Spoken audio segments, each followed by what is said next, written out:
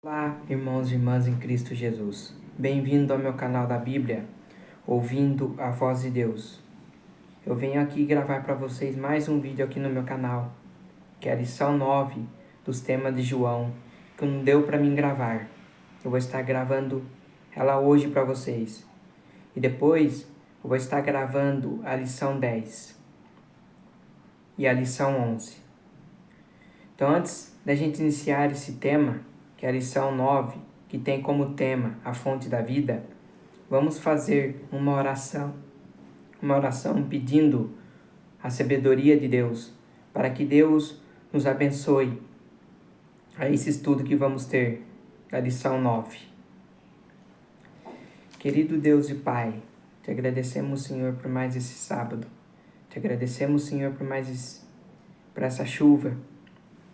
Te agradecemos, Senhor, pela vida e pela saúde. Senhor, nos ilumine agora com Teu Espírito Santo, que vamos estudar a lição 9 da Escola Sabatina, dos temas de João, a fonte da vida. Que o Senhor nos ilumine e nos capacite, Pai, com Teu Espírito Santo. É isso que eu lhe peço e agradeço em nome de Jesus. Amém. Então, meus queridos irmãos e irmãs em Cristo, o verso áureo diz assim: Eu sou o caminho, a verdade e a vida. Ninguém vem ao Pai senão por mim. João 14, 6. No Evangelho de João, quando questionado sobre quem era Jesus, muitas vezes respondia usando um termo que designa a divindade: o Eu Sou. Essa era uma referência inconfundível ao próprio Senhor que apareceu a Moisés na sarça ardente, dizendo: Eu sou o que sou. Êxodo 3:14. Esse mesmo Deus, o Eu Sou, então se fez carne e habitou entre nós, cheio de graça e de verdade. Vimos a sua glória, glória como do unigênito do Pai. O tema do Eu Sou permeia o Evangelho de João. O versículo para memorizar desta semana reflete esse tema. Eu sou o caminho, a verdade e a vida. João 14, 6.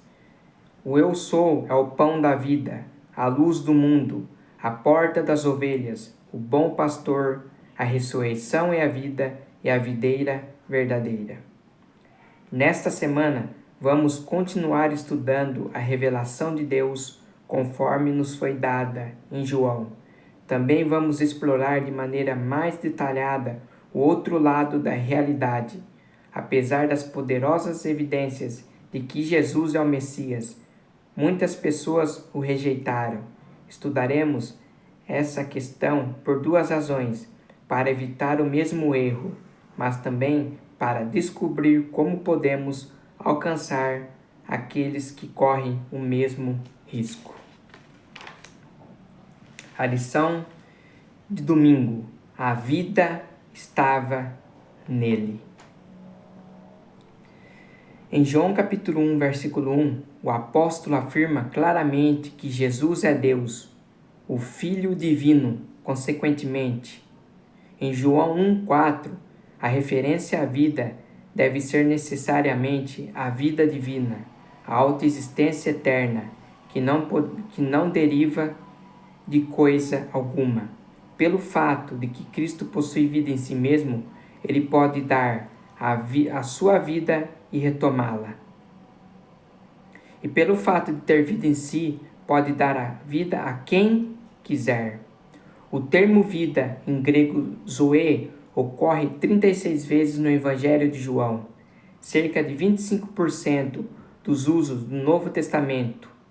Em João capítulo 1, verso 4 e 5, além de se referir à fonte da vida em nosso planeta, a palavra também está ligada à salvação. No restante do Evangelho de João, a ideia de vida zoe é expressa com mais frequência como vida eterna, a promessa de salvação. Assim, aquele que concedeu vida na criação é o mesmo que traz salvação e vida eterna ao mundo perdido.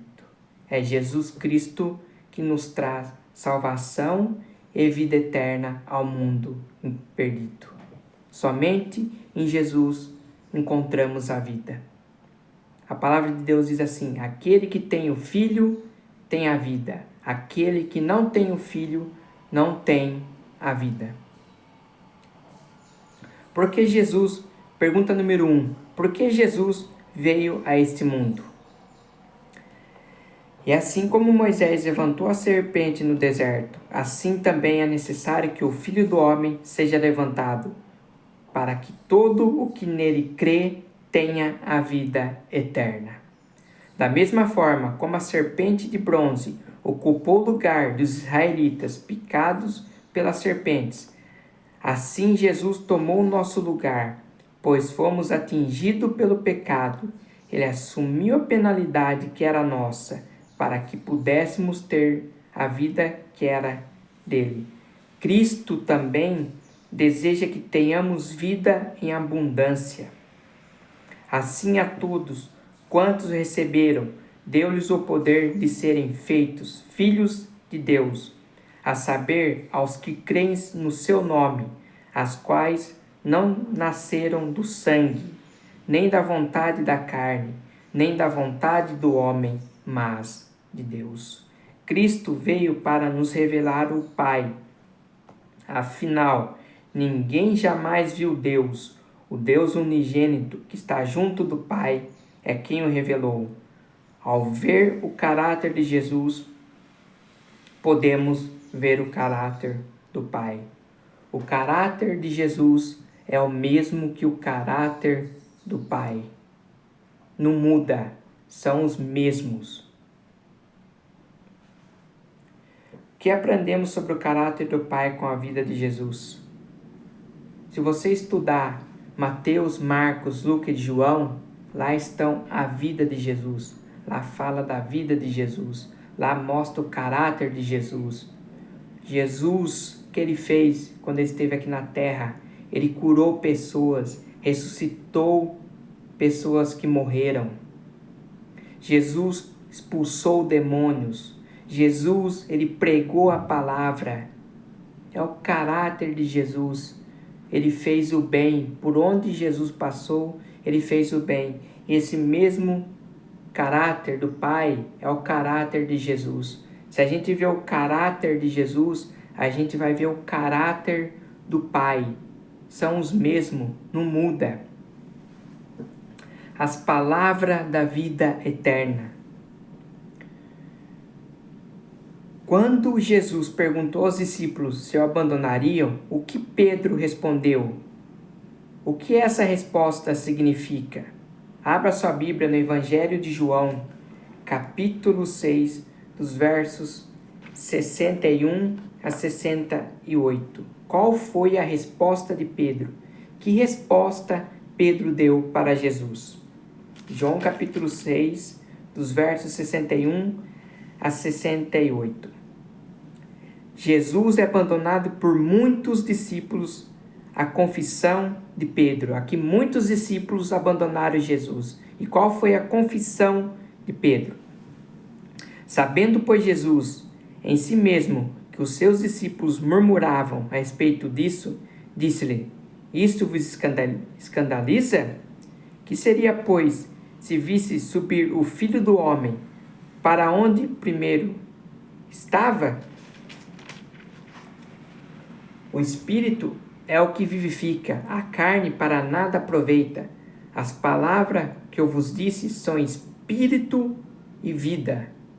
Então, as palavras que Jesus tinha falado são o quê? São Espírito e vida. As palavras de Jesus são vida. Mas há algum de vós que não creem, porque bem sabia Jesus, desde o princípio, quem eram os que não criam e quem era o que havia de entregar. E dizia: por isso eu vos disse que ninguém pode vir a mim, se por meu Pai lhe não for concedido. Desde então, muitos dos seus discípulos tornaram para trás e já não andavam com ele. Então, muitos discípulos de Jesus o abandonaram, deixaram o Salvador do mundo, deixaram a Jesus que tinha as palavras da vida eterna. Não creram em Jesus, abandonaram Jesus. Muitos dos seus discípulos. Então, disse Jesus aos 12: quereis vós também retirai-vos? Vocês querem retirar-vos também? Jesus perguntou para os 12. Respondeu-lhe, pois, olha a resposta de Simão Pedro. Olha a resposta que Pedro deu. Respondeu-lhe, pois, Simão Pedro: Senhor, para quem iremos? Nós? Tu tens as palavras da vida eterna. Então essa foi a confissão de Pedro. Muitos dos discípulos que estavam com Jesus o abandonaram. E Jesus ali com os 12 perguntaram: quer retirar vós também? Simão Pedro respondeu: para onde nós iremos, Senhor? O Senhor tem as palavras da vida eterna. Somente em Jesus, meu querido irmão, minha querida irmã, você encontra as palavras da vida eterna. Você encontra a vida eterna. As palavras de Pedro sobre a vida eterna trata de um tema que permeia o Evangelho de João. A ideia de vida eterna é mencionada várias vezes no contexto da alimentação dos 5.000. Jesus diz que é o pão da vida. João capítulo 6, verso 35. Que significa Jesus ser o pão da vida? Que significa que sua vida, morte e ressurreição é a fonte da salvação eterna. Jesus é a fonte da salvação eterna. A expressão vida eterna ou palavras semelhantes ocorre pelo menos 17 vezes em João. Essa expressão não se refere simplesmente à existência futura do Espírito, a tornar-se parte de uma entidade eterna ou a algum conceito vago, mas refere-se ao poder vivificante que traz salvação e sentido à existência presente, bem como a vida que não terá fim, que receberemos na volta do Senhor. Assim como Jesus se tornou carne, a ressurreição que ele prometeu ocorrerá no tempo e no espaço, dando vida ao corpo físico. Trata-se da ressurreição, uma renovação da vida do Éden. Quando Jesus voltar nessa terra, o eu sou, o pão da vida, a ressurreição é a vida, o bom pastor, a luz do mundo, que Jesus é tudo isso. Ele vai ressuscitar as pessoas que morreram nele. E os vivos que ficarem serão arrebatados. Os vivos e os mortos vão estar sendo arrebatados juntos para encontrar com o Senhor nos ares. E nós viveremos para sempre com Jesus. E vamos ter a vida eterna, uma vida que não terá fim. Glória a Deus por isso. Jesus é a ressurreição e a vida. Jesus, ele tem as chaves da morte e do inferno. A pessoa que morreu, Jesus, ele vai retirar do inferno. O que é inferno na Bíblia? Sepultura. Somente Jesus, com a sua voz, pode tirar a pessoa que morreu, que está no inferno. Somente Jesus. Ele tem o poder da ressurreição. Pensou? Nós, todo mundo junto com Jesus, onde a vida não vai ter mais fim. Que promessa maravilhosa. Temos que colocar essa promessa em nossos corações. Como podemos receber a vida eterna? Como você pode receber a vida eterna, meu querido irmão, minha querida irmã? Somente pela fé cremos que Jesus Cristo veio ao mundo para viver e morrer em nosso favor. Recebemos essa fé como um dom divino, mas precisamos escolher de maneira consciente nos entregar a Jesus, nos arrepender e reivindicar seu sangue para obter o perdão e a purificação dos pecados. Quando Jesus perguntou a Pedro se ele também o abandonaria, o discípulo respondeu: Senhor, para quem iremos? O Senhor tem as palavras da vida eterna. Essa frase resume a essência da salvação e a maneira pela qual podemos alcançá-la. A salvação não vem de filosofia, da história ou da ciência, nem de qualquer outra disciplina humana. Ela vem de Jesus, que, possuindo a vida eterna em si mesmo, a oferece gratuitamente a todos aqueles que, respondendo ao Espírito Santo, a aceitam.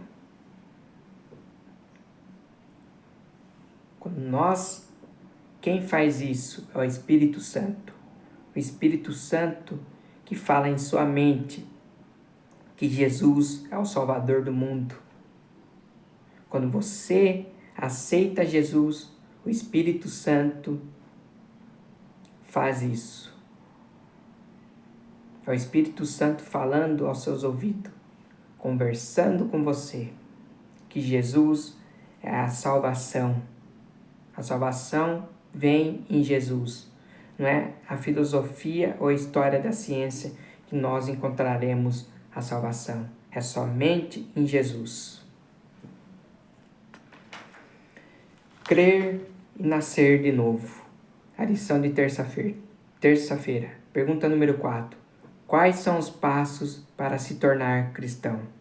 João escreveu no seu evangelho para que crêssemos em Jesus e para que, crendo nele, tivéssemos a vida eterna em seu nome. Em João, capítulo 1, verso 12 e 13, esse processo é descrito em 2 etapas. Primeira, recebemos a Jesus, isto é, cremos nele. Segunda etapa, ele nos dá o poder, a autoridade de nos tornarmos filhos de Deus ou de nascer de Deus. Assim, há um aspecto humano e um aspecto divino em se tornar cristão. Devemos agir com fé, receber a Cristo, estar aberto à luz, mas é Deus quem regenera o coração. A própria fé é um dom de Deus que vem por ouvir a sua palavra. Para ter verdadeira e inabalável fé em Cristo, precisamos conhecê-lo, assim como é representado na palavra. O Espírito operando na mente e iluminando desperta a fé em Deus. Os que creem em Jesus como Messias, isto é, o aceitam como tal, obtêm a vida eterna. João também enfatiza a importância de aceitar a palavra de Deus, ou seja, crer nela. É papel do Espírito trazer convicção. Então, esse é o papel do Espírito Santo. Fazer você aceitar a palavra de Deus. É o Espírito Santo que faz isso. Pergunta número 5. Que princípio vemos em Romanos sobre a salvação em Jesus? Romanos 8,16. A fé bíblica que se baseia na obra do Espírito Santo em nosso coração é o fundamento de nossa fé. A fé é a grande bênção, os olhos que veem e o ouvido que ouve. Segundo o entendimento humanista da fé, devemos encontrar fundamentos e critérios para a fé e depois crer. O entendimento bíblico, por outro lado, afirma que a própria fé é o fundamento, um dom de Deus. Começamos com o fundamento da fé. A partir daí, crescemos em compreensão e graça. A lição de quarta-feira. Rejeitando a fonte da vida. Algumas das narrativas mais tristes da Bíblia estão no Evangelho de João. O eu sou foi rejeitado por muitos do seu próprio povo. Não é de admirar que Paulo tenha advertido: portanto, não percam a confiança de vocês. Cristo foi rejeitado porque não aceitaram a sua palavra. O modo de pensar humanista contemporâneo começa com a dúvida. As pessoas questionam tudo para então determinar o que é a verdade. Aquilo que sobrevive ao fogo do interrogatório é aceito como conhecimento sólido, semelhante a uma rocha, algo em que se possa depositar a fé. Algumas pessoas aplicam esse método ao estudo da Bíblia, questionando tudo do ponto de vista científico, histórico, psicológico, filosófico, arqueológico e geológico, a fim de determinar o que é verdade na Bíblia. O próprio método começa e se baseia na dúvida sobre a veracidade das Escrituras. Cristo perguntou: quando o Filho do Homem vier, será que ainda encontrará fé sobre a terra? Pergunta número 6. Em Números 13, dos versos 23 a 33, o que fez a diferença entre os dois relatórios que os espias trouxeram sobre Canaã?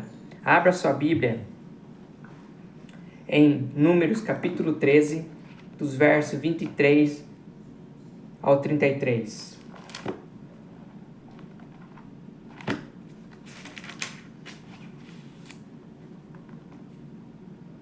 Números capítulo 13, dos versos 23 ao 33.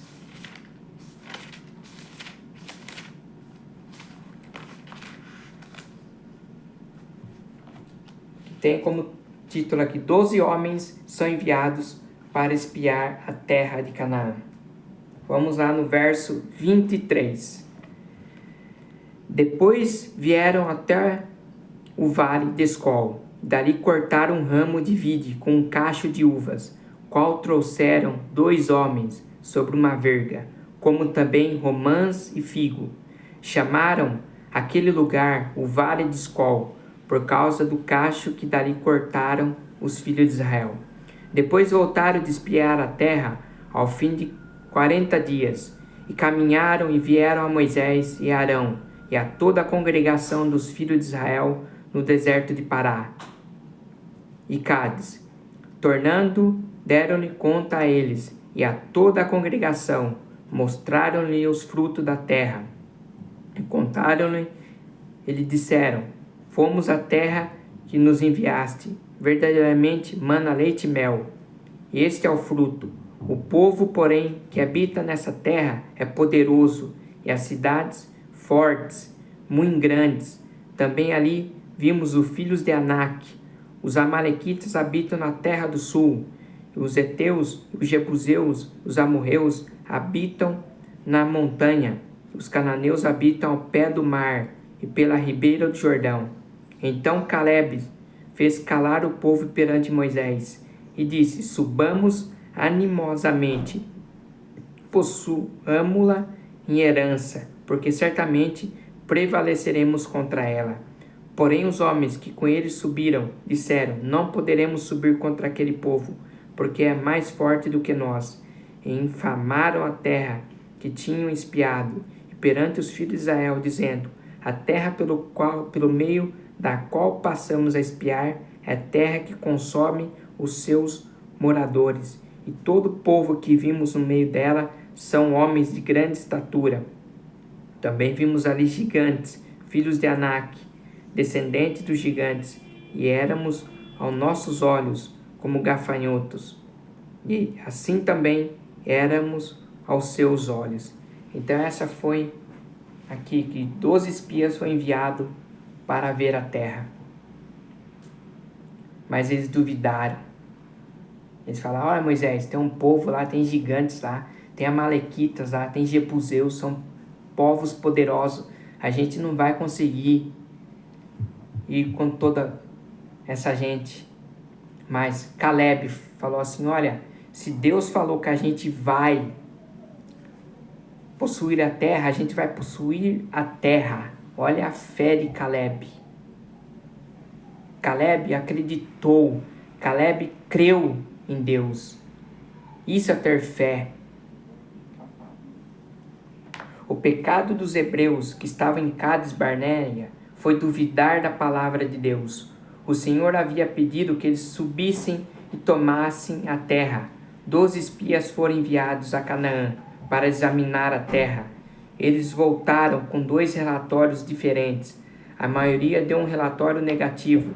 Disseram que havia gigantes na terra, cidades muradas, armas que nunca tinham visto antes, exércitos bem treinados.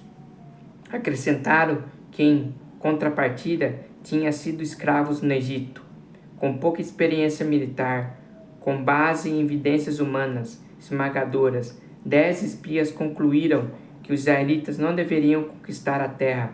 Por outro lado, com base na fé no poder da palavra, 2 espias concluíram que deveriam seguir em frente. Apenas 2 espias concluíram que deviam seguir em frente, falando para eles, olha, Deus falou que a gente vai ter a terra, então a gente vai lá e a gente vai possuir, porque Deus está conosco. E aqueles outros 10 espias duvidaram da palavra de Deus, eles não creram em Deus, duvidaram.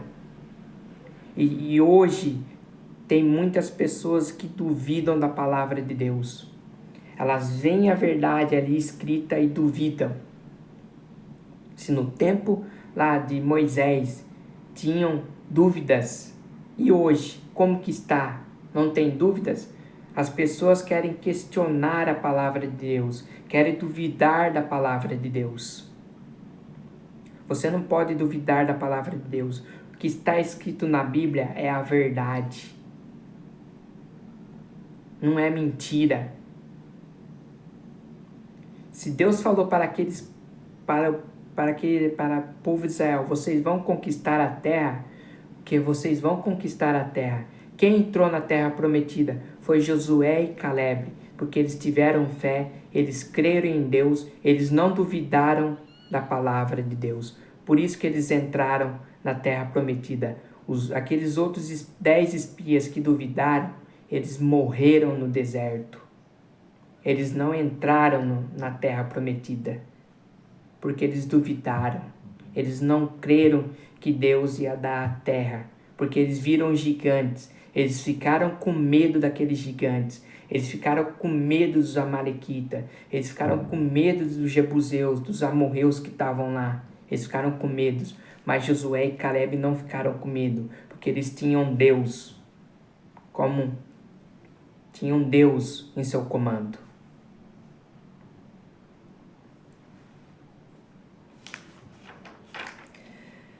Pergunta que está aqui no rodapé. Como evitar o erro dos israelitas? Ao mesmo tempo, como evitar a presunção? Isto é, fazer tolices, achando que estamos fazendo a vontade de Deus? E que assim não falharemos? Mentira. Se você duvidar da palavra de Deus, você vai estar duvidando de Deus também. Como fizeram aqueles israelitas. Nós não podemos cair no erro dos israelitas. Se a palavra de Deus está dizendo isso, porque é verdade. Não é para ficar duvidando. Não é para ficar questionando. A lição de quinta. Condenação. Olha que Jesus disse aqui. Quem nele crê não é condenado, mas o que não crê já está condenado. Se você crê em Jesus, se você aceita Jesus, você não está condenado. Aquelas pessoas que não aceitam a Jesus já está condenado, porque são as escolhas que elas fizeram. Porque não crê no nome do unigênito Filho de Deus, pois todo aquele que pratica o mal detesta a luz e não se aproxima da luz, para que as suas obras não sejam reprovadas. Quem pratica a verdade se aproxima da luz. Por que as pessoas entram em juízo? Rejeitar Jesus Cristo, que é a luz do mundo, nos deixa abertos à dúvida e às tentações de Satanás. Fazer isso significa se voltar da luz para as trevas. Deus transmitiu a Eva a luz a respeito da árvore que estava no meio do jardim. Satanás a tentou questionar essa luz. Ela duvidou da palavra, raciocinando que um Deus de amor não destruiria as criaturas que havia criado. Eva também dependeu de que os seus sentidos lhe diziam, pensando: a serpente comeu do fruto, agora tem o poder de falar. Talvez ela esteja certa. Se eu comer do fruto, poderei me tornar igual a Deus. Enganada, ela se afastou da luz e o seu marido seguiu o mesmo caminho. As pessoas entram em juízo assim. Eva, ela comeu do fruto. Deus falou: Eva, esta árvore que está aqui no meio do jardim, você não coma. Porque se um dia você comer desse fruto, você morrerá. E a serpente, e Satanás entrou numa serpente. A cobra começou a falar. Deus não deu poder para os animais falarem. Eva duvidou da palavra de Deus. Eva viu ali a serpente comeu do fruto e ela não morreu. Ela começou a falar. E Eva comeu do fruto. Ela escolheu isso. Deus falou: Eva, você não vai comer. E Eva duvidou. Eva desobedeceu a Deus. E Adão também foi para o mesmo caminho. As pessoas entram em juízo assim, com as suas próprias escolhas.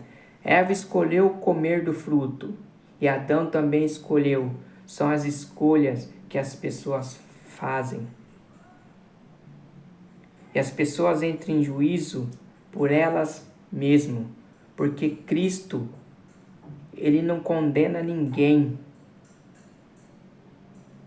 Agora, as pessoas que se afastam de Cristo se condenam, entram em condenação.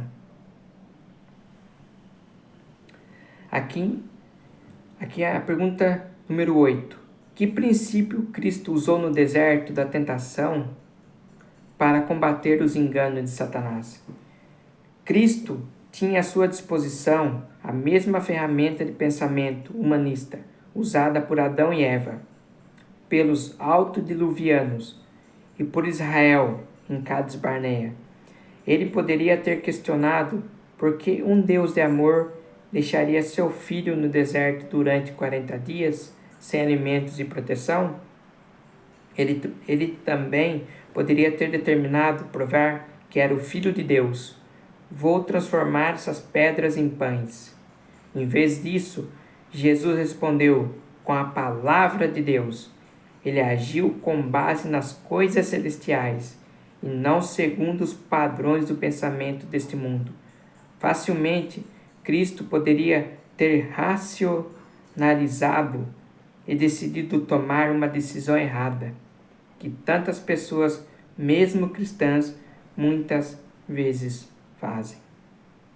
Então, Cristo, Ele usou a palavra de Deus para combater a Satanás.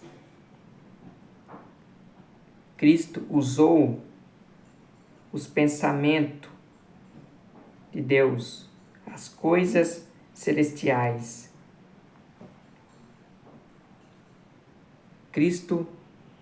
Tudo que Cristo fazia era pela palavra de Deus. As perguntas que Cristo respondia era com a base na palavra de Deus. E nós devemos seguir o exemplo de Jesus. Levar a sua palavra, pregar a sua palavra. Então essa foi a lição 9, a fonte da vida. Olha que nós aprendemos aqui sobre Jesus. Somente Jesus é a fonte da salvação eterna. Somente em Jesus nós encontramos a salvação. Somente em Jesus nós encontramos a vida eterna. Que Deus abençoe vocês, meus queridos irmãos e irmãs de Cristo. Que a graça do nosso Senhor Jesus esteja sempre com vocês.